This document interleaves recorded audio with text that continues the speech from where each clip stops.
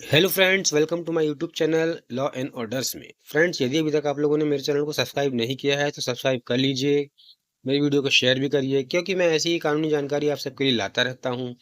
और डिस्क्रिप्शन में मैंने अपने वीडियोस के भी लिंक दिए हुए हैं, तो वहां से भी जाकर के आप मेरी वीडियोस को देख सकते हैं।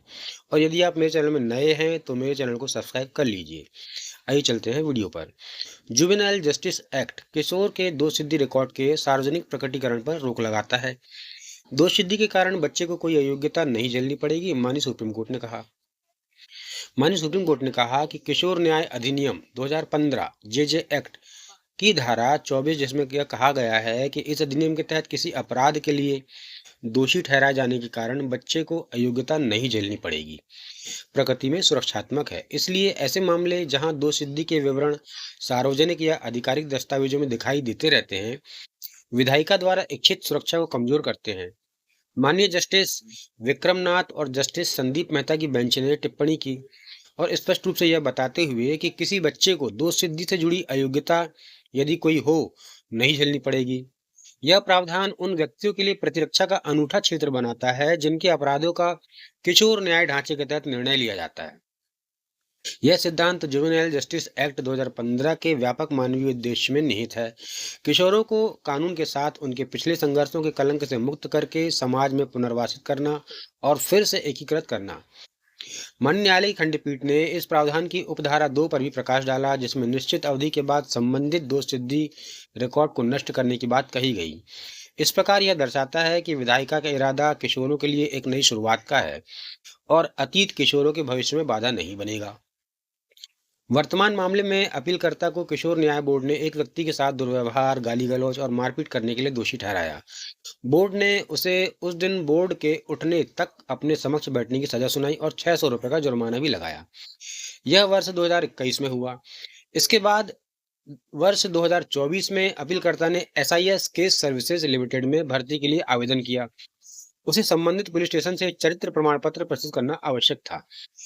पुलिस अधीक्षक ने इसे जारी करते हुए उपरोक्त सजा का खुलासा किया। इसे चुनौती देते हुए अपीलकर्ता ने हाई कोर्ट का दरवाजा खटखटाया और यह तर्क दिया कि इस खुलासे से उसकी रोजगार संभावनाओं पर प्रतिकूल प्रभाव पड़ता है। इसके अलावा यह अधिनियम की धारा 24 का उल्लंघन भी है। इसके बावजूद माननीय हाईकोर्ट ने याचिका को यह कहते हुए खारिज कर दिया कि अपीलकर्ता को अधिनियम के तहत सक्षम न्यायालय के समक्ष अपनी सजा को चुनौती देनी चाहिए। इस प्रकार वर्तमान अपील दायर की गई। माननीय न्यायालय ने उपरोक्त प्रावधान और धारा 3 की उपधारा 14 का भी अवलोकन किया, जिसमें कहा गया कि किशोर न्याय प्रणाली के तहत किसी भी बच्चे के सभी पिछले रिकॉर्ड मिटा दिए जाएंगे, सिवाय विशेष परिस्थितियों के। इसके अलावा माननीय न्यायालय ने यह भी कहा कि अपीलकर्ता का दुर्व्यवहार जघन्य अपराध नहीं है।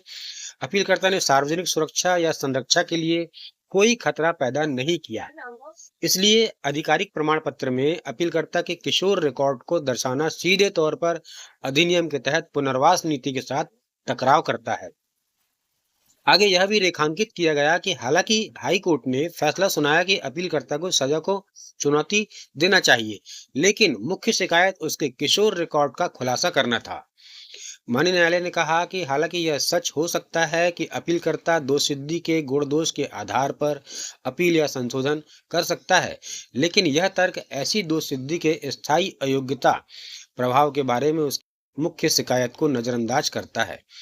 एक परिणाम जिसे जुवेनाइल जस्टिस एक्ट 2015 स्पष्ट रूप से निरस्त करने का प्रयास करता है, चाहे दोष सिद्धि बरकरार रहे या नहीं।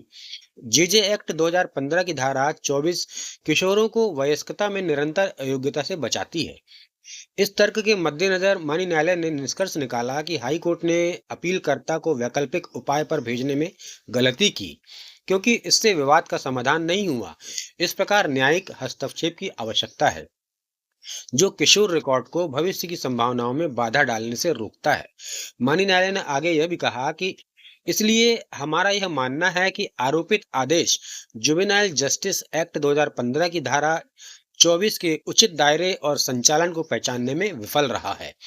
वैकल्पिक उपाय के आधार पर अपीलकर्ता की चुनौती को खारिज करके माननीय हाईकोर्ट ने अनजाने में विधानमंडल के उस आदेश को विफल कर दिया, जो पुनर्वासित किशोर के वयस्क जीवन की संभावनाओं को कानून में आंशिक संघर्ष से बचाता है। वर्तमान निर्णय का परिणाम यह हुआ कि अपील को अनुमति दी गई, और चरित्र प्रमाण पत्र जिसमें अपीलकर्ता की किशोर दोषसिद्धि का उल्लेख था, उसको रद्द कर दिया गया। इसके अलावा सभी संबंधित अधिकारियों को यह निर्देश दिया गया कि वे अपीलकर्ता के लिए किसी भी अवसर से संबंधित किसी भी भविष्य की सत्यापन प्रक्रिया में किशोर दोषसिद्धि का खुलासा न करें। माननीय न्यायालय ने यह भी निर्देश दिया कि अपीलकर्ता की किशोर दोषसिद्धि किसी भी अयोग्यता के कारण नहीं बननी चाहिए। इस निर्देश का पुलिस और अन्य सार्वजनिक निकायों सहित सभी अधिकारियों द्वारा सख्ती से पालन किया जाएगा, जिन्हें अपीलकर्ता पर चरित्र प्रमाण पत्र जारी करने या पृष्ठभूमि की जांच करने की आवश्यकता हो सकती है।